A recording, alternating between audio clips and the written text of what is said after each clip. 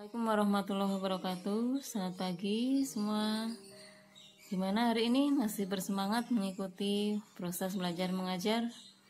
Oke, harus semangat ya.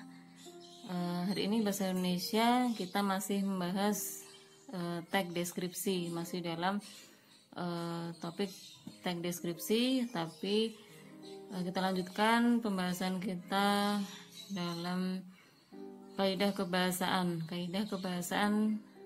di tag deskripsi, yaitu penggunaan sinonim pada tag deskripsi.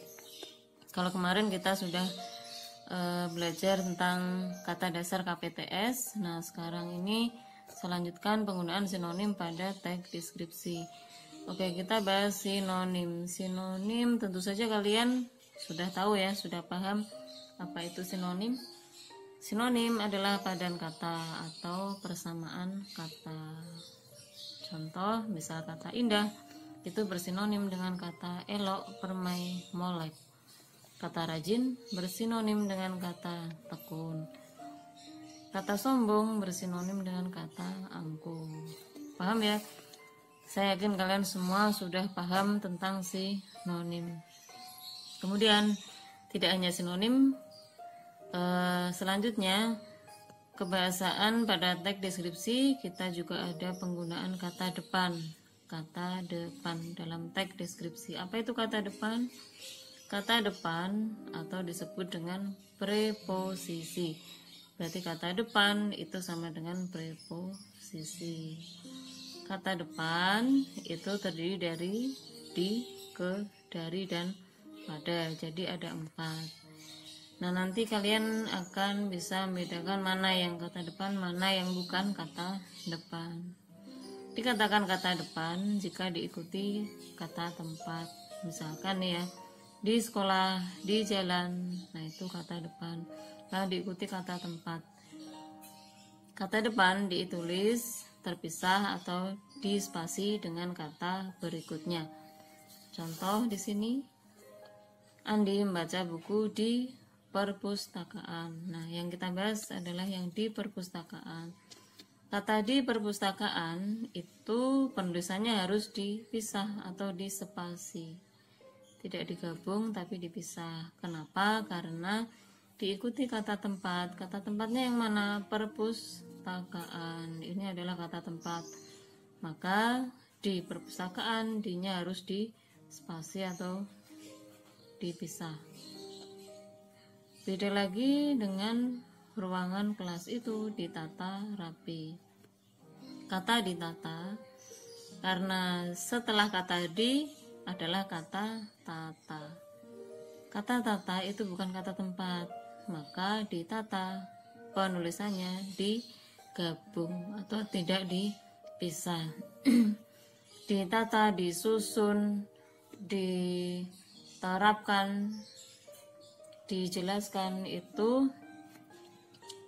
D-nya digabung atau tidak dipisah. Tapi jika diikuti kata tempat, maka D-nya harus dipisah. Ini kata di perpustakaan dan kata ditata berbeda penulisannya. Kata di perpustakaan diikuti kata tempat, maka harus dipisah antara di dan perpustakaan. Kata ditata tidak diikuti kata tempat, maka penulisannya digabung. Contoh lagi, ayah berangkat ke Surabaya. Ke Surabaya, karena ini tempat, maka ke dipisah atau dispasi. Dia telah tiba dari Jakarta. Dari Jakarta, ini juga dispasi. Begitu juga buanglah sampah pada tempatnya. Ini juga dispasi atau dipisah. Nah, selanjutnya penggunaan kata umum, kata khusus. Kata umum disebut juga hipernim, kata khusus disebut juga hiponim. Kata khusus itu bagian dari kata umum. Contoh misalkan kata umumnya melihat, maka kata khususnya menonton, menyaksikan, melirik, mengintip, mengamati. Karena menonton, menyaksikan, melirik, mengintip, dan mengamati. Kesemuanya ini dia juga bagian dari melihat. Mengamati kan juga melihat, melirik kan juga melihat, begitu juga mengintip, menyaksikan, dan menonton. Nah, bagian dari melihat. Ada lagi contoh kata umumnya membawa. Oh, ini ada kesalahan ya. Harusnya ini M, maaf. Membawa. Maaf.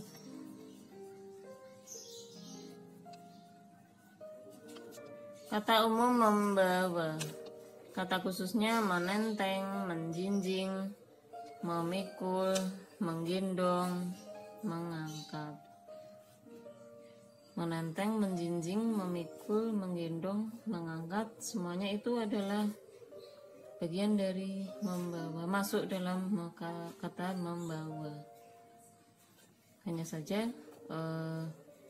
penggunaannya saja artinya yang berbeda. Kalau menggendong mungkin di badan, kalau memikul mungkin di pundak, kalau menjinjing mungkin ditaruh di tangan. Ada lagi kata umum. Kata umum hewan peliharaan. Kata khususnya kucing, kelinci, ikan, burung, marmut, dan lain-lain. Nah, itu tadi contoh dari kata umum dan kata khusus. Oke, sekian dari saya. Wassalamualaikum warahmatullahi wabarakatuh.